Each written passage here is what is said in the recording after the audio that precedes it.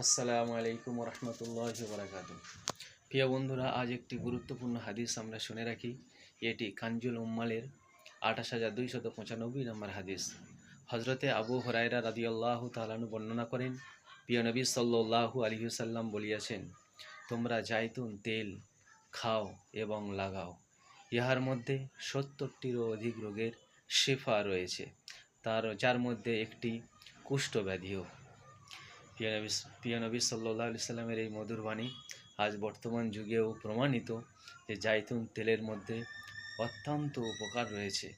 সেজন্য আমরা চেষ্টা করব নিজেরা জাইতুন তেলের ব্যবহার করা, অর্থাৎ খাওয়া এবং মাখা, এবং আমাদের বাচ্চাদেরকেও এই জাইতুন তেল ব্যবহার করাবো। ইনশাল্লাহ এর দ্বারায় ৭০টিরও অধিক রোগের শেফা হবে, এমনকি কুষ্ঠব্যাধিরও শেফা রয়েছে। এটি প্রিয় নবী সাল্লাল্লাহু আলাইহি ওয়াসাল্লামের বাণী। ইংলিশতে যাকে বলে অলিভ অয়েল। এটি আমরা আমল করব এবং সওয়াবের আশায় অন্যকে দেখার সুযোগ করে দেব, যাতে তারাও প্রিয় নবী সাল্লাল্লাহু আলাইহি ওয়াসাল্লামের এই হাদিসটির প্রতি আমল করতে পারে। আসসালামু আলাইকুম ওয়া রাহমাতুল্লাহি ওয়া বারাকাতুহু।